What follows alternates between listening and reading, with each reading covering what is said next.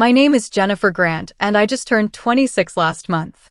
The day everything changed. I had just signed a $7.5 million contract with the Houston Comets.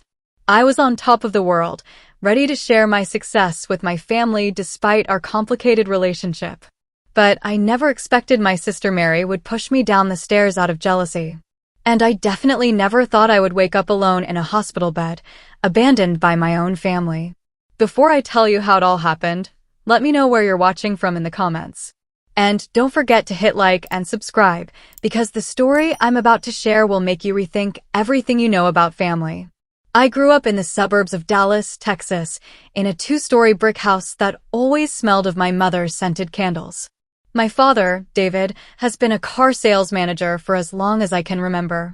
My mother, Carol, became something of a local celebrity, an Instagram influencer, posting endless photos of our perfect family, even when the reality was anything but. She cared more about lighting and filters than about listening to us. I also have 2 siblings. Tyler, my older brother, was always my father's pride, praised for every minor success. And then there's Mary, my younger sister, the princess in my mother's eyes, spoiled with dresses and attention. It didn't take me long to realize there wasn't any place left for me. If Tyler won a school award, Dad told the neighbors. If Mary posted a new dance video, Mom flooded her followers with praise. But when I came home with a medal from a baseball game, Dad dismissed it with a flat, "That's a boy's sport. Don't waste your time." From that moment on, I understood. I was the child who had to fight just to be noticed. To prove them wrong, I practiced every day, even in the rain. Baseball became my salvation. It didn't care about filters or captions. It just told the truth every time the ball met the bat. I practiced until the streetlights blinked on and the mosquitoes came out in clouds. I set up a cracked orange cone as home plate, dragged the metal cage on its rusty wheels, and fed ball after ball into the pitching machine until my arms hummed. When the machine jammed, I tossed by hand. I worked my swing in tiny pieces, hands back, hips through, head still, listening for that sweet pop that felt like justice. On nights when the machine was locked, I hit off a tee, counting in sets of 50 and refusing to leave before I hit 5 clean line drives in a row. My palms calloused over, the skin split and bled, and I wrapped them with athletic tape I bought at CVS with coins I dug out of the car's cup holder. I ran laps on the cinder track that looped the field, past the faded bleachers and the snack stand that never opened anymore. I counted the laps in 4s because that's how innings stack, and I told myself I had to earn each imaginary out with a sprint hard enough to make my lungs burn. When it rained, the chalk lines melted into pale streams and the bases floated a little in their mud pockets.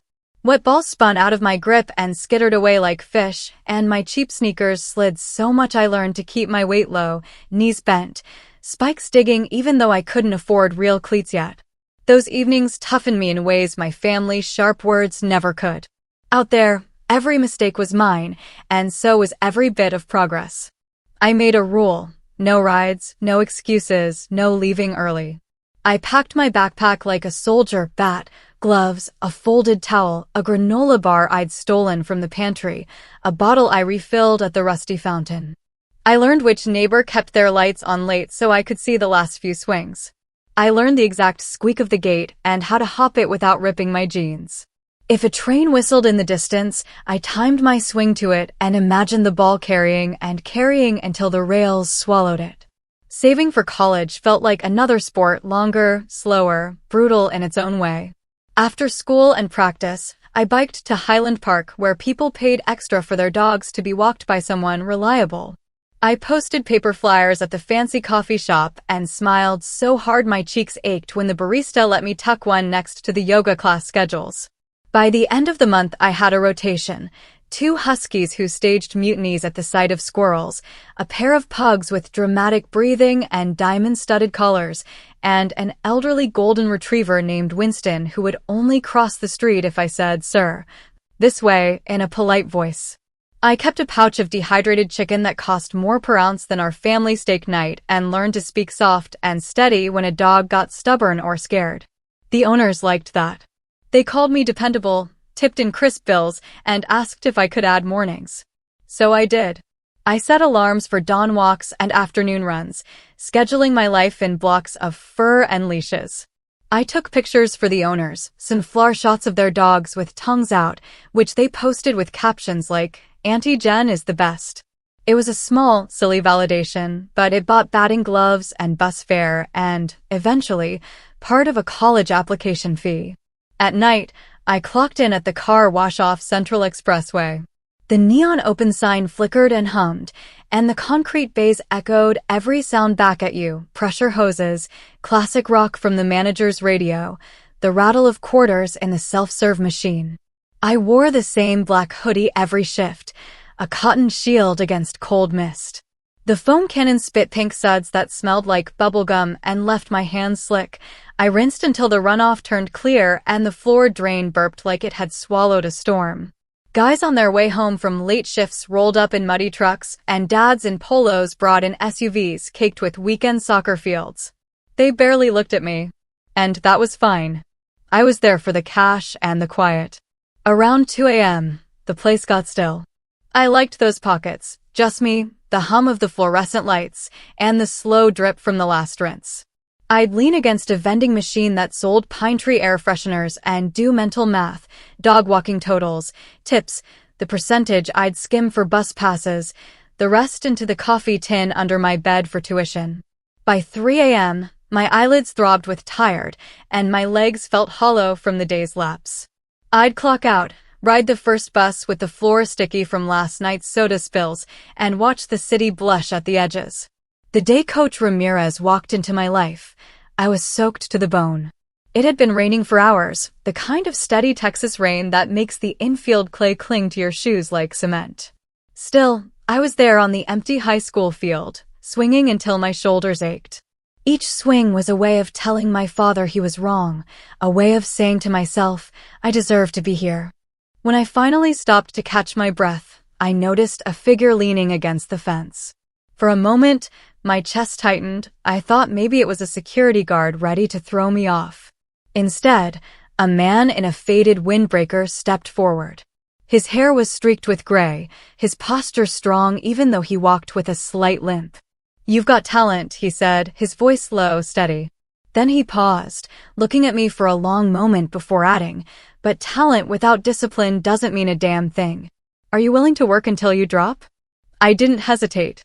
"Yes," I answered, my voice almost a whisper, but steady. That was how Coach Ramirez became part of my life. He had been a professional player years ago, before an injury cut his career short. Now he trained a few kids on the side, but he wasn't known for being easy. In fact, most had quit after the first week. I didn't quit. I couldn't afford to. From that day forward, my evenings changed. He showed me drills I'd never seen before, how to keep my wrists tight through the swing, how to read a pitcher's grip, how to sprint the bases with efficiency instead of just speed.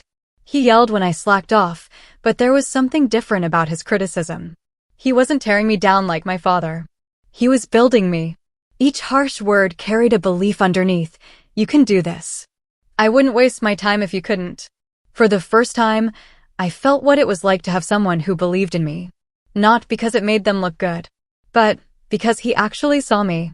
Coach Ramirez became the father figure I never had at home. He showed up at my games, rain or shine, cheering louder than anyone. He didn't sugarcoat things if I played sloppy, he told me. But when I nailed a hit or made a clean double play, the pride in his eyes was something I had never once seen in my own father's face. Under his guidance, I got better. My batting average climbed. Scouts started to notice me. The long hours of hard work, the blisters, the exhaustion from balancing jobs and practices, it all began to make sense. And yet, no matter how hard I worked, there was always an emptiness when I walked back into my parents' house. At dinner, Dad still only asked Tyler about his sales internship. Mom still scrolled through Mary's latest princess posts. While my victories belonged to me and Coach Ramirez alone. In college, things changed again. That's where I met Matthew Spencer. He wasn't an athlete. He was a law student, calm, intelligent, with an easy smile. We met in the library one night when I fell asleep over my notes, and he gently tapped my shoulder. "You're going to hurt your neck like that," he said, sliding a cup of coffee toward me. At first, I brushed him off. I wasn't used to people noticing me in any kind way. But Matthew kept showing up steady kind. He wasn't like the boys on the team who wanted the spotlight or the classmates who only cared about networking. So, I told him about my family. About Tyler being the golden boy, Mary being the princess, about my father's dismissive words and my mother's cold indifference. When I finished, he just shook his head slowly. "That's not normal, Jen," he said softly. "Parents are supposed to be there for their children. They're supposed to be proud of you. I don't care if it's baseball or law or basket weaving. They should care because it's you." His words landed heavier than he probably realized. I had spent my whole life convincing myself that I was the problem, that maybe if I worked harder, smiled more, achieved bigger, they'd finally notice. Being around Matthew's family was like stepping into another world. They weren't wealthy, but they had dinners together at the same table, asked each other about their day, and actually listened to the answers. His mom kept a jar of homemade jam on the counter just for him, because it was his favorite. His dad came to his moot court competitions with the same enthusiasm Coach Ramirez showed at my games. The first time I had dinner at their house, I almost cried at the simplicity of it, passing dishes around, laughing about little things, no cameras, no staged perfection. Just love, plain and obvious. The night of the National Softball Championship final still lives in my wrists. I remember the chill cutting through my jersey, the taste of dirt in the air, the crowd's hum like electricity beneath the bleachers. Bottom of the seventh, tie game, 2 outs, runner on second. I kept my eyes on the bat knob to still my nerves. "See ball, hit ball," Coach Ramirez always said, and I repeated it like prayer. The pitcher was a lefty with a late rise that had eaten our lineup alive. First pitch, high a tease. Second, inside corner for a strike I decided too late to love. The third spun out of her hand with that wicked backspin I'd studied 100 nights on grainy film. I saw the laces, breathed, and let my hips go. The crack was clean, not loud, just true. For half a second the stadium went weightless. The center fielder turned and ran. The runner at second froze, then bolted home when the ball kept carrying. I didn't watch it land.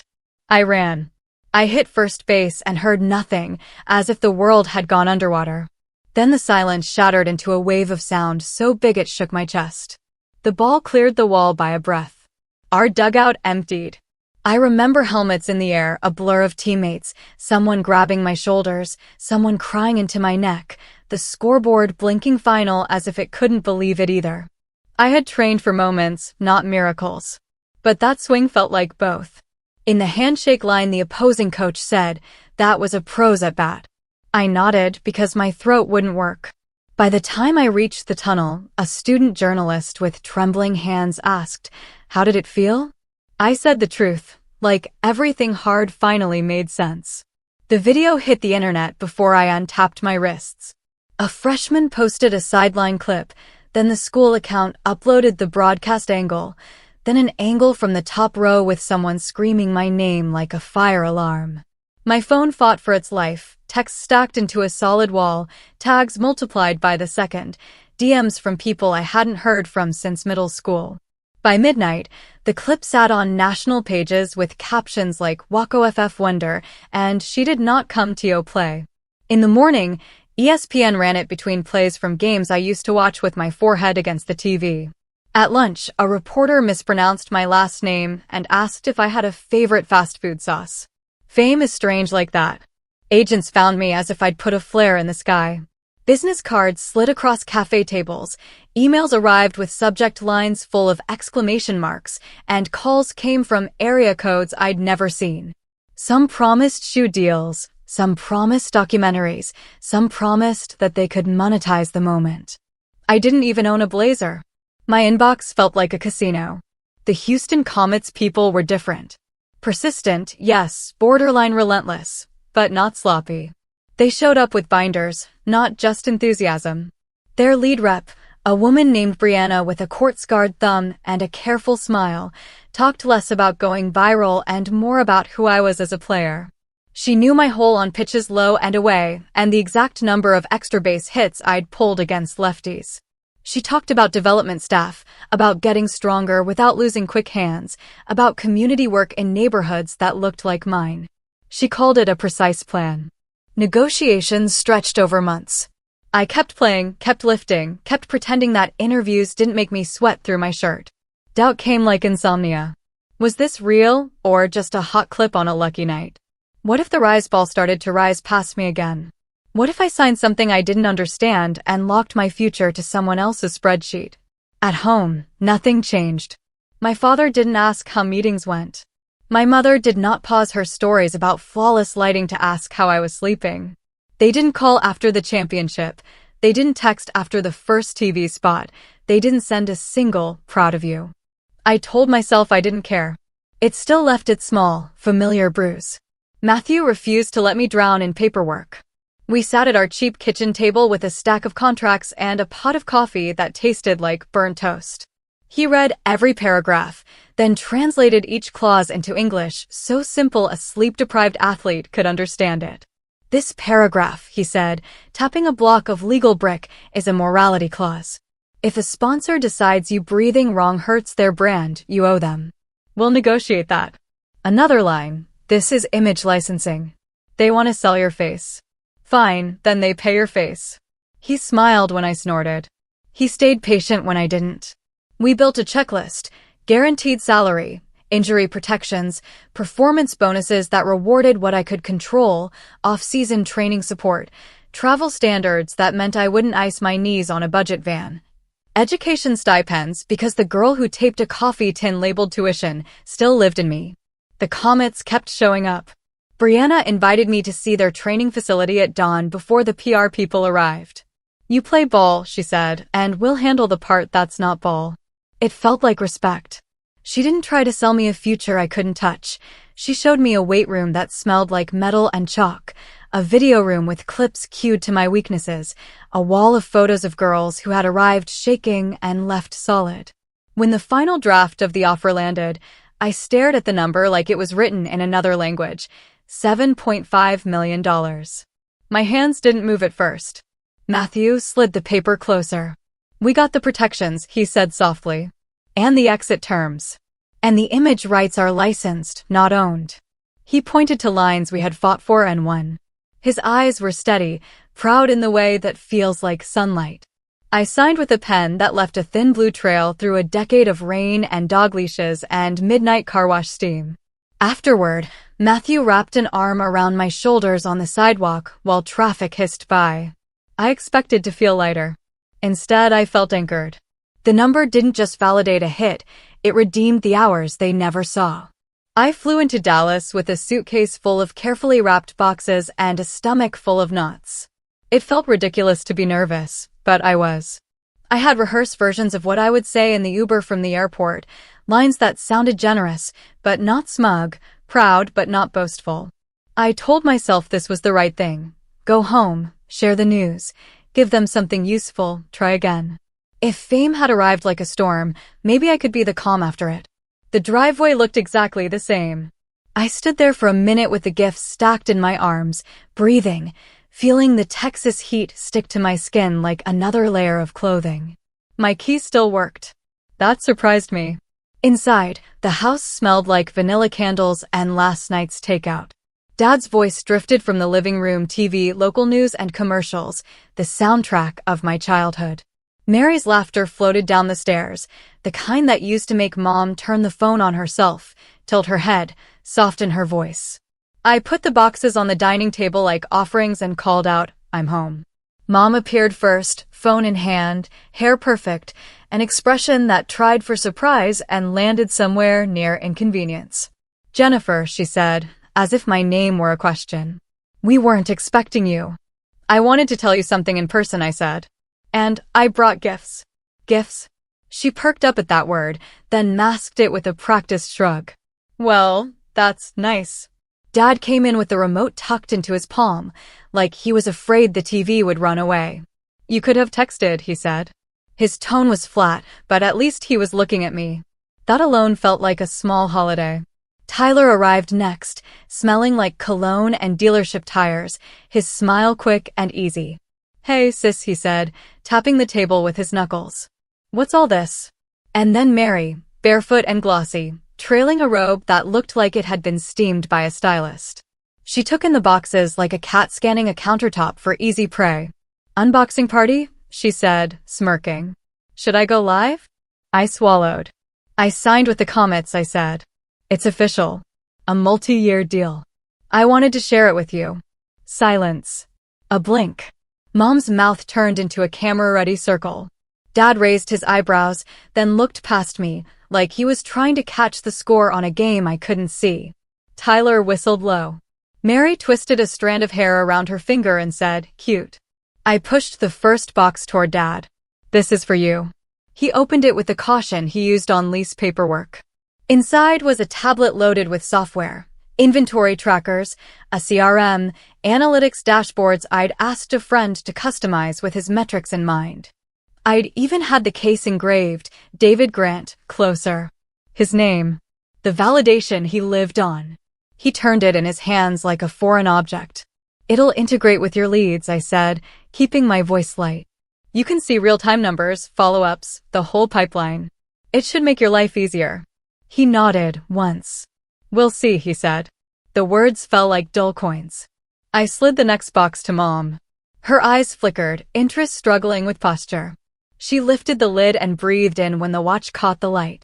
The gold was warm and heavy, the face simple and elegant, a design that would photograph as well as it kept time. I'd had the back engraved, for the moments we're present. She traced the bracelet with a fingernail. Oh, she said. It's tasteful. She tried it on, then held her wrist out at the angle she used for sponsored posts, evaluating the way it played with her skin tone, her manicure. A smile touched the corners of her mouth, and for a second I saw the girl she must have been before all the followers. Then she remembered herself and let the smile fade. You know, expensive things don't impress me, she added lazily, as if to clear the air of gratitude. Then I pulled out Tyler's gift, sleek, matte, humming with power. For you, I said. Top specs. You mentioned your old laptop was struggling. His reaction was pure, unedited. No way, he said, flipping the lid, running a finger along the keyboard like he was reading Braille. This is, wow. He looked up and straight at me. Thank you very much, Jennifer. Mary rolled her eyes so hard it clicked. Let me guess, she said. Something dramatic for me? I set the last box in front of her. Tissue ribbon, the careful fold that had taken me 2 tries. The dress emerged like a secret, her favorite label, the collection she'd saved to her inspiration board, the one she'd talked about between teeth whitening and brand meetings. I'd found it on a wait list and called in a favor. It was the most indulgent purchase I had ever made that wasn't equipment or rent. Mary held it up to her body and tilted her head. It suited her. It had always suited her to be the center of the frame. For one breath, I thought I saw something like softness. Then she laughed, a sharp little sound. Do you think you can buy us off? She said, letting the dress droop over the chair back like a surrender flag. The room went colder by 10 degrees. I opened my hands. I'm not buying anything.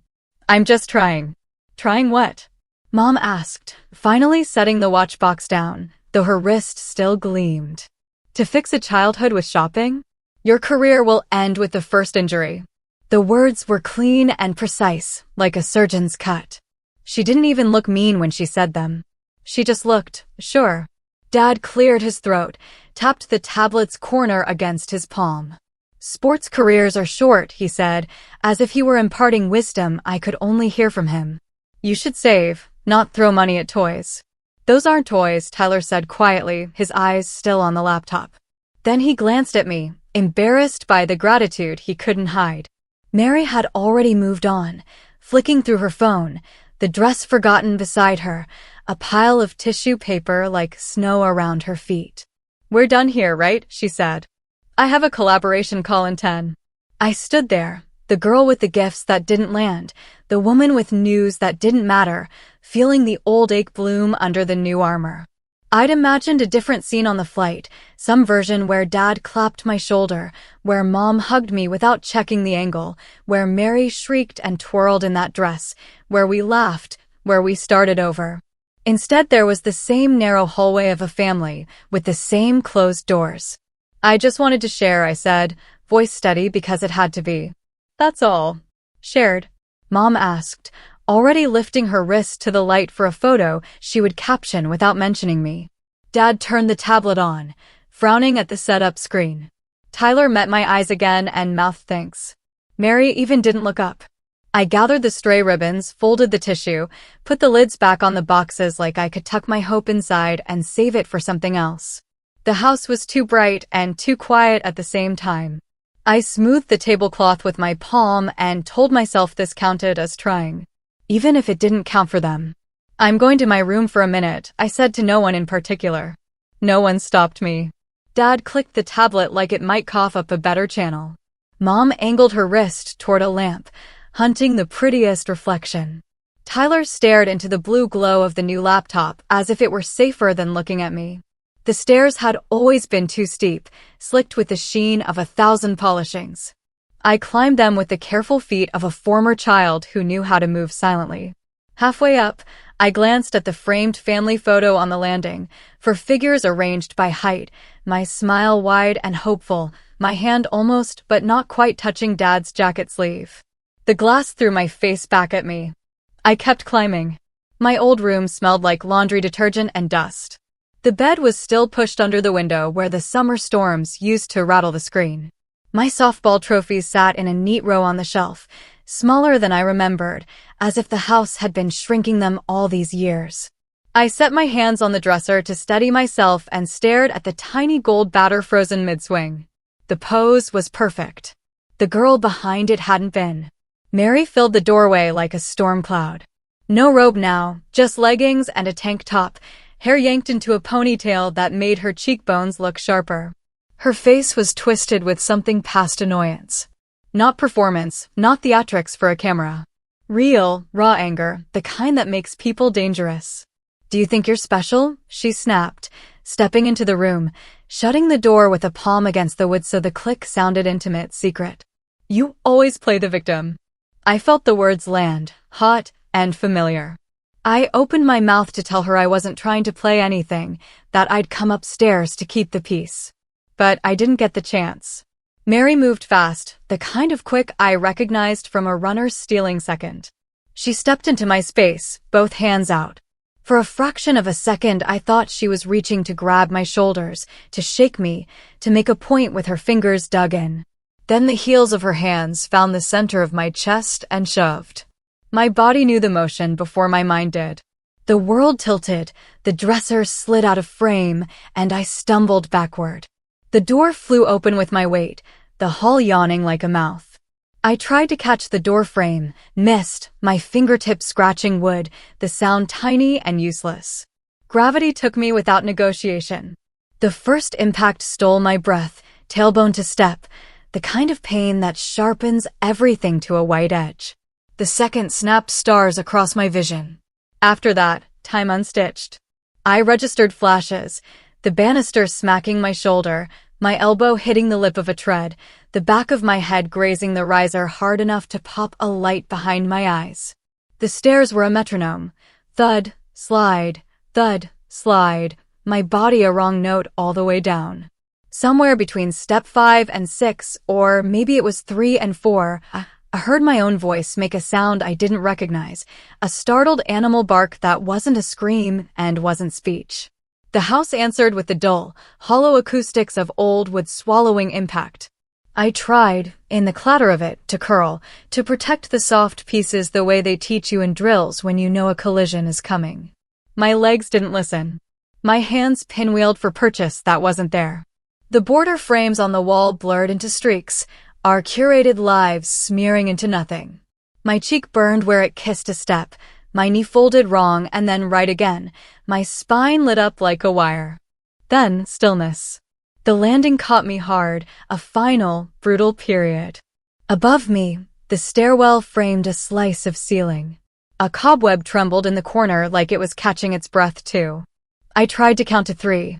1 came easy, 2 took work, 3 got lost somewhere between the pounding in my head and the way the light thinned at the edges. Footsteps padded to the top step. I couldn't lift my head to see who it was. The floorboards on the landing murmured as if the house wanted to say something it never had. The air conditioner clicked, continued its indifferent exhale. A piece of tissue paper drifted from the railing and landed on my shoulder like a joke. And then, from the living room, my father's voice arrived, flat as a shut door, floating over me. Finally, silence. The first sound I remember was the soft, rhythmic beeping that didn't match my heartbeat. The light behind my eyelids felt thick, and every attempt to swim upward sent waves of nausea through a body that didn't seem to belong to me. When I finally pried my eyes open, the ceiling tiles were too white, the air too clean, the world too quiet except for that beeping and the low murmur of voices down the hall. "Jennifer? Can you hear me?" A woman's voice, calm and steady. A face leaned into focus, brown eyes, tired and kind. "I'm Laura. You're at Baylor." Her badge confirmed it. Nurse Laura. There were small sun-shaped stickers on her watchband, as if she needed to carry daylight into rooms that had none. I tried to answer and found my mouth full of dust. My lips cracked. Laura slipped a straw between them and told me to sip slowly. Cold water tasted like a miracle and a punishment at once, every swallow waking up a new place that hurt. "How long?" I managed. "For days," she said. "You've been in and out. Today's the clearest you've been." She adjusted something on the four-pole, then softened her voice. "You had a concussion, multiple fractures, and some spinal trauma. You're stable. The doctors are optimistic, but we're taking it hour by hour." The word spinal crawled across my skin. I willed my toes to wiggle and felt, not nothing, but not right either. A strange distance lived in my legs, like the signal had to travel through fog to reach them. Panic surged, and the monitor tattled on me. Laura noticed and placed a hand on my forearm, warm and firm. "Breathe with me," she said. "In through the nose, out through the mouth." Coach Ramirez's voice echoed the same instruction in some other room of my memory. Bits of the fall came back, the shove, the stairs, the flares of pain, the landing that knocked the world loose.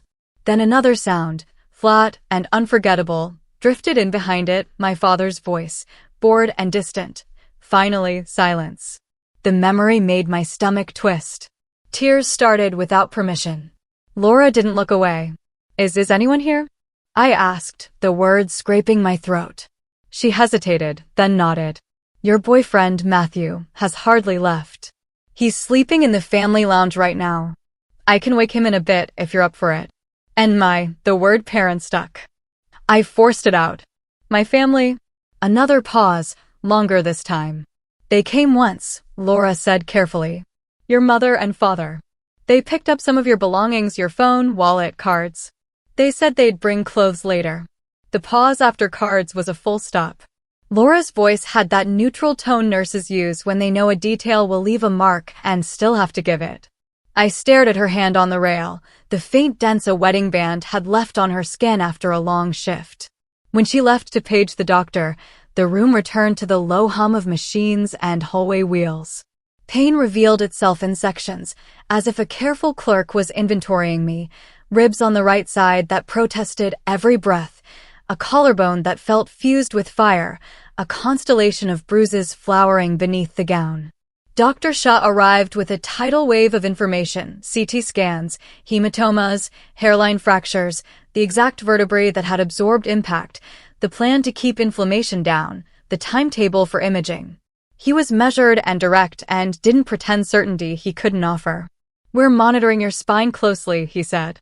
"The damage is real, but the spinal cord isn't severed. That matters. Sensation may be patchy for a while. Strength can come back with time and therapy."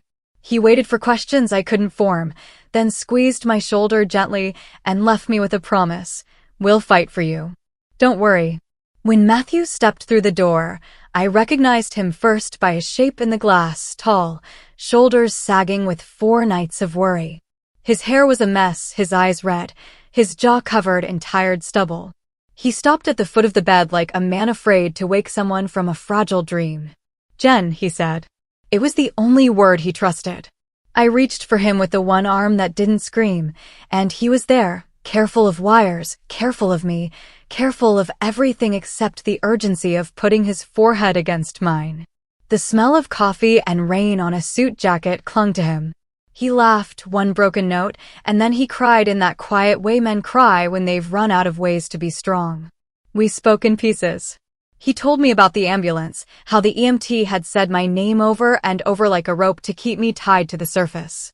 He told me how he'd argued with a resident about staying past visiting hours and lost, then slept on a chair anyway.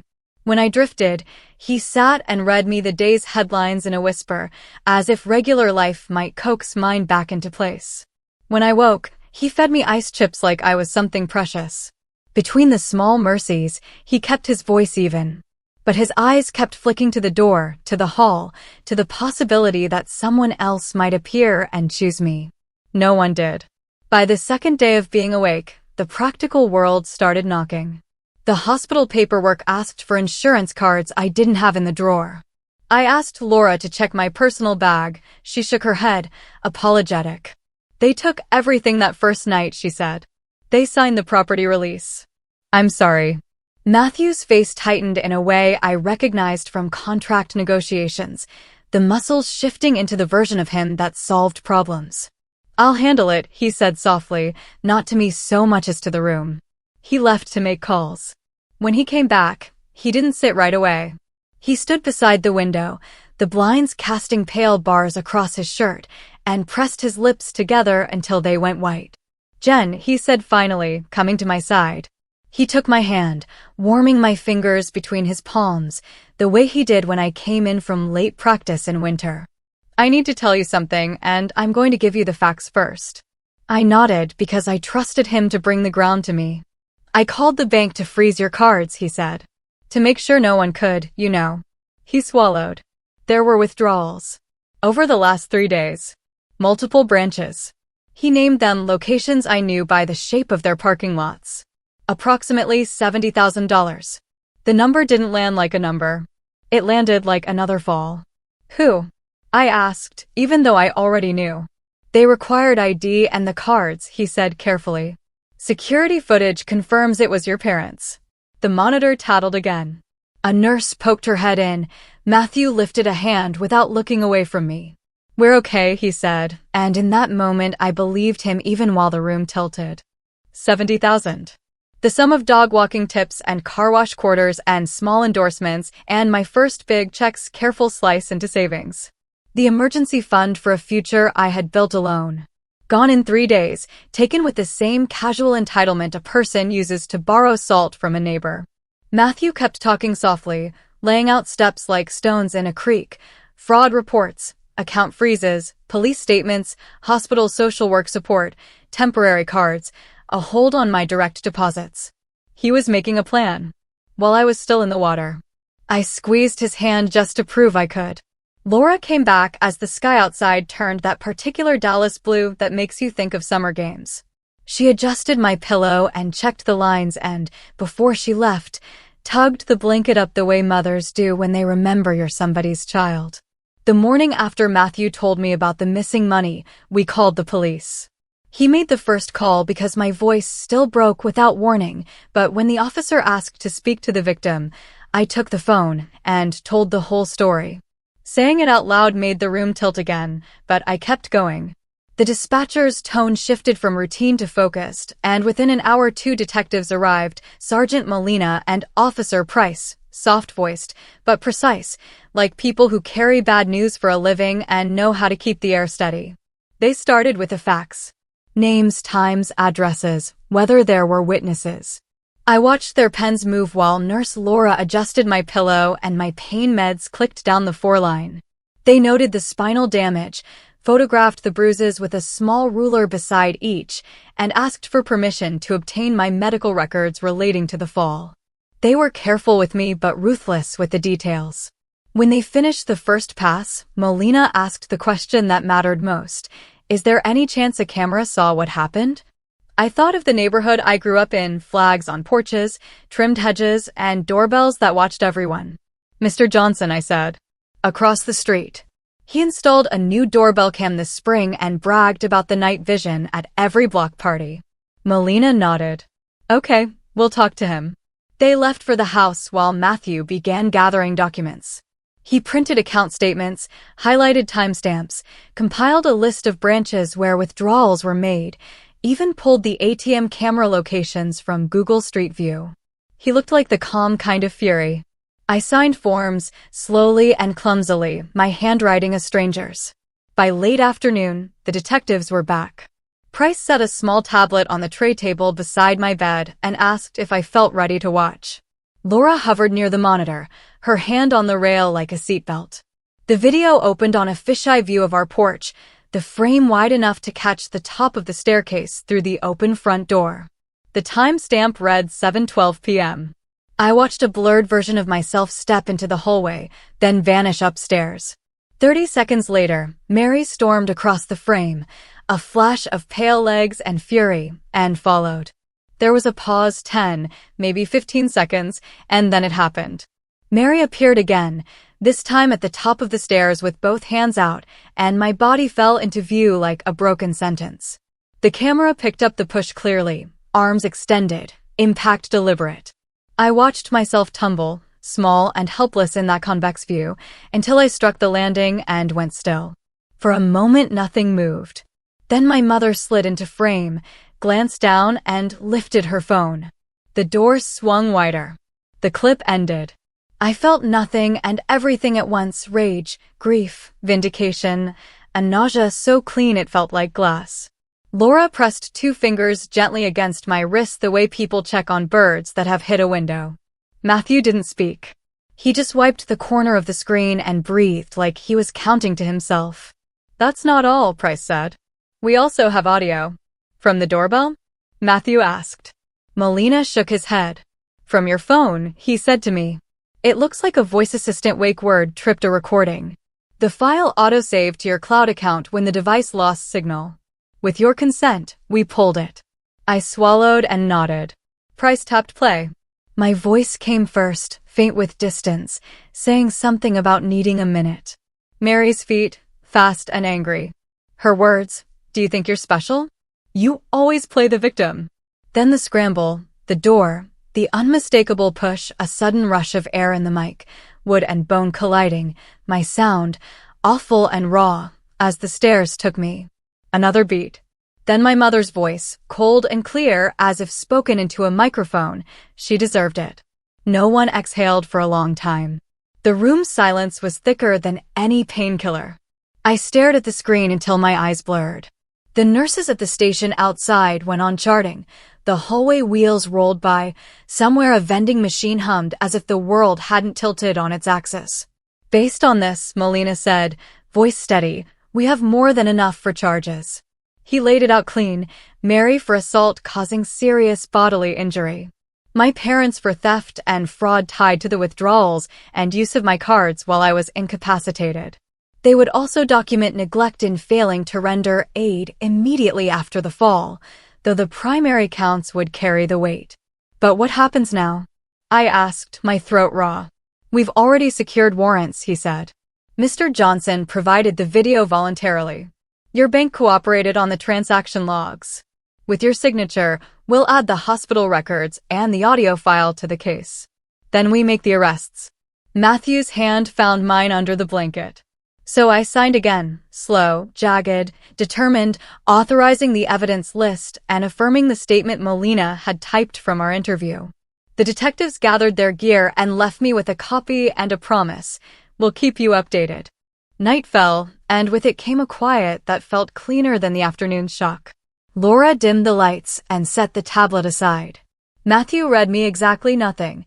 He just sat and let the rhythm of the monitors become a kind of prayer. I slept without falling. The next morning, Molina called. "They're in custody," he said. He didn't add congratulations or sorry. He gave me the facts. Mary had been taken from the house without incident. My mother and father had been arrested at a branch where they attempted another withdrawal. The cards were on them.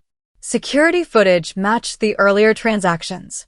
The neighbor's video and my phone's audio were logged into evidence under chain of custody protocols. When he hung up, I stared at the ceiling and tried out the words they were arrested in my head. I expected triumph. What I felt was relief heavy enough to make my eyes sting and a smaller, sadder truth beneath it. The people who should have stood between me and harm had needed handcuffs to be kept from me. 3 months later, the courthouse smelled like fresh paper. I arrived in a wheelchair, a blue blanket over my legs, because the courtroom air ran too cold for bones that still argued about the fall. Matthew stood behind me, both hands steady on the grips, and Coach Ramirez walked on my left.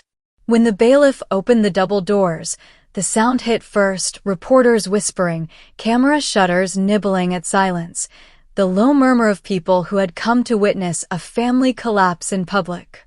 The room was already full. Journalists packed the benches, their eyes moving like metronomes between the defense table and the prosecution's stack of files. A sketch artist angled her pad toward the well of the court, a microphone on a telescoping boom craned above the gallery. I could feel every face turn as the wheels clicked over the threshold and then hummed across the tile. They saw me before I saw them. My mother and father took the far seats at the defense table, their lawyer between them. Mary sat on the near side, a space away, wrists resting on the polished wood, jaw clenched the way it had been the night she followed me upstairs. My brother Tyler was there too, pale and restless, his tie too tight, the laptop I had given him nowhere in sight. When the bailiff announced, "All rise," the room lifted as one body. I was already seated, but everything in me rose anyway, as if habit alone could make me taller. The judge entered, Honorable Denise L. Harmon, a woman with careful eyes and a calm mouth that looked like it had learned not to flinch. She nodded us down and opened the file in front of her. The state's attorney, a man named Richter, stood and introduced the case in a voice that made even the microphones sit up straight. "The people versus Mary, David, Carol, and Tyler Grants," he said. "Charges: aggravated assault causing serious bodily injury, theft and fraud in the amount of approximately $70,000, and related counts." When the deputies wheeled me to the aisle near the front, my chair's footrests clicked like punctuation. My parents turned at the sound. It was the first time they had seen me since the hospital. My mother's face drained so fast I thought she might be sick. Her hand floated toward her throat, then stopped, fingers failing to find a necklace. My father pushed his chair back suddenly, knees colliding with the bench behind him. For a split second he looked young, smaller than the suit he wore, as if his frame had forgotten how to hold itself up. Then the unexpected overtook the room. My mother's eyes rolled back, her body slackened in a motionless collapse that seemed rehearsed by a lifetime of staged reactions. At the same instant, my father made a strangled sound and lurched to his feet as if to reach her, misjudged the distance, and crumpled in a heap beside the counsel table. Reporters gasped, the boom mic dipped and bobbled like a boat. A bailiff shouted, "Medic," and the courtroom erupted into the tidy chaos of protocol. They weren't dying. They were fainting. Paramedics slid in with calm competence and checked pulses, lifted eyelids, took a blood pressure reading that made one of them nod without interest. My mother came back first, blinking in slow disbelief, then pressing the back of her hand to her forehead like an actress remembering a line. My father stirred next, mouth dry, eyes unfocused. In their faces I read one thought that they would never say aloud. "We thought you wouldn't survive. We thought you wouldn't look back." They were carried out on gurneys for evaluation. The judge waited, expression neutral, and when the doors closed behind the medics, she looked at the room over the edge of her glasses. "The court will proceed," she stated. Jury selection had already been completed. Today was evidence and testimony. The prosecution began with foundation, bank records, timestamps, branch footage. Screens lit with spreadsheets and stills. The withdrawals mapped over 3 days, the signature lines, the security images catching my parents' faces as they slid my cards across a counter. Then the doorbell video played. Even though I had watched it with the detectives, the fisheye view carved new marks as Mary's hands extended and my body fell out of the frame of our family home. The audio came next. The room held its breath while my phone's accidental recording poured into the microphones, the approach, Mary's accusation, my startled noise, and my mother's voice, steady and cold. She deserved it. It sounded worse in that amplified air. Every juror flinched the way people flinch at a slur in a public place. Richter called Nurse Laura. She spoke clearly about the injuries she had documented, the property release my parents signed to take my personal items, the days that followed with Matthew in the chair with no family. Dr. Shaw followed and explained the scans in precise, careful language. He answered both sides with the same measured tone, the way truth does not need to shout. Then it was my turn. Matthew rolled me forward, parking where the microphone could catch me without forcing me to lean. I told the story in a voice that sounded like it had swallowed gravel. I said the words push and fall and darkness and watched them land in the jurors' eyes like stones. I kept my eyes on the rail when I described the 4 days I had lost and the money that was gone in 3. I did not look at my sister. I could not. The defense tried to reframe everything as misunderstanding and panic. Mary's attorney suggested a stumble turned into a fall, that I had misread a gesture through shock. He paused the video at the worst possible frames, searching for doubt in pixels that wouldn't give it. He asked if my memory might be colored by trauma. But I answered him with the tape. My parents' lawyer leaned into the story of fear and confusion, of elderly parents overwhelmed by hospital procedure, of bills to pay, of a mix-up at the bank. Richter set that story next to printed withdrawals and footage. But it didn't fit. Tyler stared at the table while the state described his role in moving funds and making transfers after the withdrawals, how he had approached the bank with a letter he claimed I had written authorizing his access. He didn't look up when they showed the signature line beside examples of my name from official documents. The handwriting was not mine. No one said the word forgery like a slap. They laid it on the record. When closing arguments arrived, Richter spoke quietly. "We are not here for a family reckoning," he said. "We are here for law." He asked the jury to watch the video again in their minds, to hear the audio once more in their private rooms, to follow the money through the banks that do not know mothers or fathers or daughters, only numbers and time. The defense did what it could, needing sympathy until it grew thin. They asked the jury to consider intention, to imagine a fight that got out of hand, to picture parents so distraught they made terrible choices. They asked the jury to see me as an athlete accustomed to winning who now wanted to win here too, as if a verdict were a scoreboard. We waited. The judge's instructions poured over the 12 people as if she were handing them a fragile machine. They filed out with their notebooks and their faces set in that particular way, the one that means the air outside will taste wrong until they return. The hallway became a river of murmurs. Cameras camped at the security line. Pens were clicked into nervous spears. Matthew wheeled me to a quiet corner near a window where the sunlight came in slanted and honest. Coach stood with his hands folded behind his back. No one touched me. I was grateful for the space, for the way silence can sometimes hold you better than arms. Deliberations did not take long. When the jury returned, their faces told the story before their foreperson spoke. We stood, or rather, we rose in the ways our bodies allowed, and listened as each count met its verdict. On the charge of aggravated assault causing serious bodily injury against Mary Grant, guilty. The word landed with a dull, definitive weight. Mary closed her eyes, but did not cry. On the charges of theft and fraud against David Grant and Carol Grant, guilty. My mother's jaw trembled for the first time that day. My father stared at the middle distance as if there were a television there with the volume turned down. On the charge of fraud and related offenses against Tyler Grant, guilty. My brother finally looked up, and for a heartbeat our eyes met. His were wet and wild and searching for a version of me that might still save him. But I had no more rescue to give. Sentencing came with the afternoon's shadow stretching across the seal behind the judge's bench. Judge Harmon spoke with the kind of controlled sorrow that comes from seeing too many rooms just like this, too many families split along the fault lines of money and blame. Mary Grant, she said, for aggravated assault causing serious bodily injury, I sentence you to 4 years in state prison. My sister exhaled through her nose as if bracing for a plunge. David Grant and Carol Grant, the judge continued, for theft and fraud, I sentence each of you to 2.5 years in state prison. And Tyler Grant, she said last, for fraud and related offenses, I sentence you to 2.5 years in state prison. In addition, she said, Turning a page, I order mandatory restitution. Full compensation for medical costs, ongoing therapy, and the stolen funds, with interest. A civil court may address additional damages. This court orders what the law allows here. The gavel did not slam, it landed.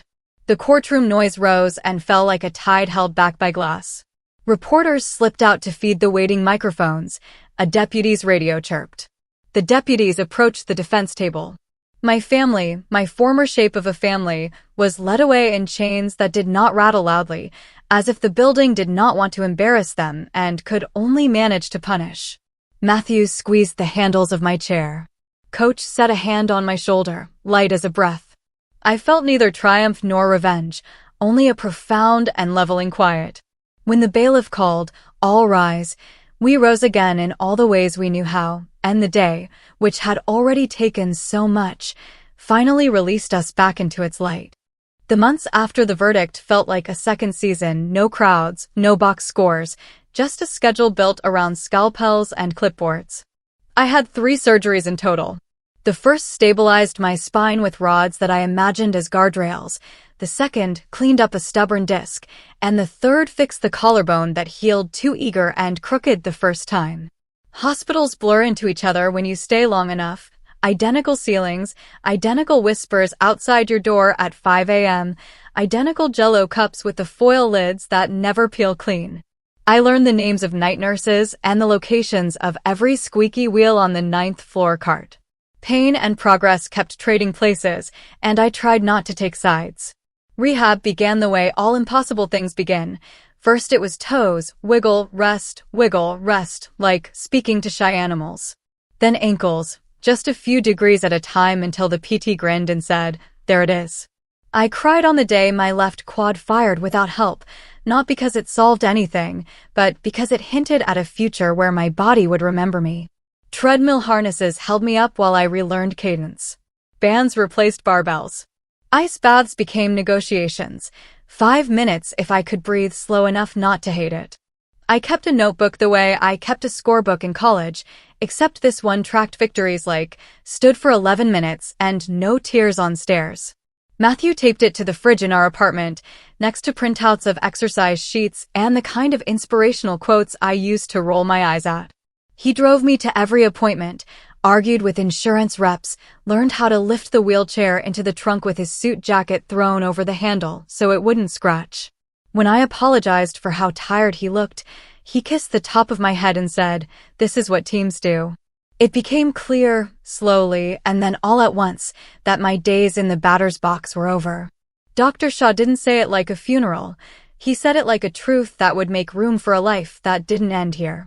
I thought I would break when I heard it. Instead, I felt a clean, quiet acceptance. The game had given me everything I could hold.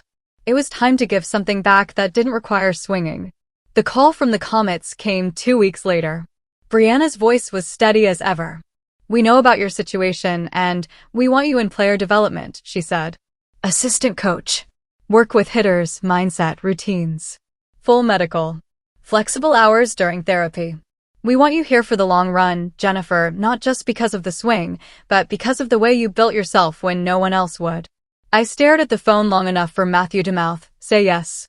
I did, and I cried again, grief and gratitude braided together. The first day I rolled into the facility as Coach Grant felt like walking into a house I'd once rented and now owned. The weight room smelled like iron.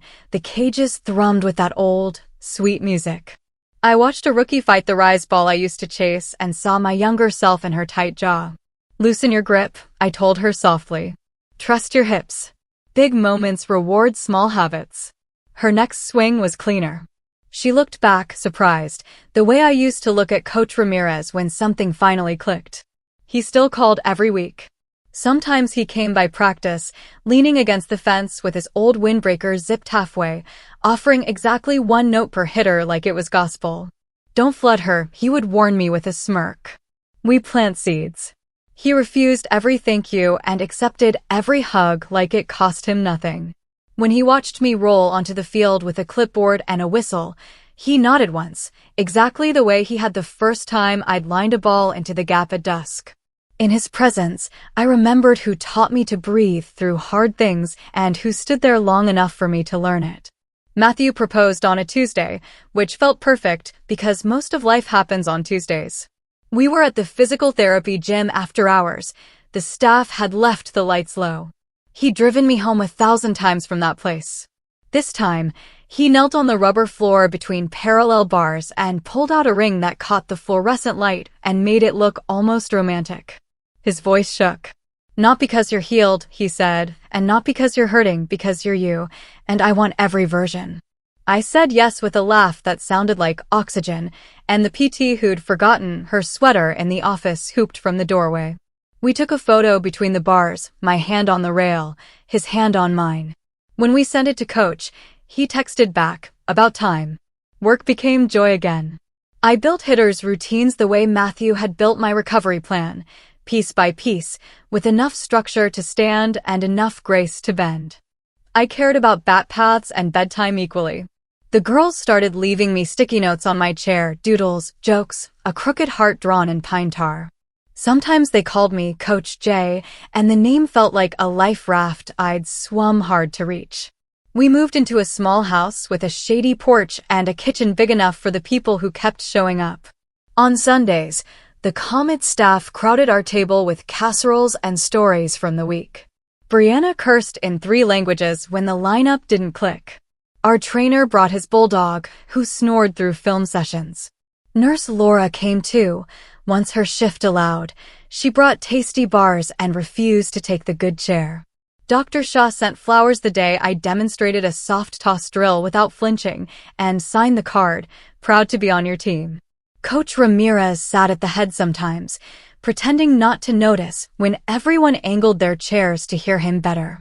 When I roll into the cage now and a hitter squares up her first clean line drive of the day, there's a quick silence right after contact, the same quiet I remember from that championship swing, then a chorus of voices rises around her. It is not the roar of a stadium. It is better, a sound made by people who choose one another again and again, weekday after weekday, through setbacks and surgeries and the slow work of becoming.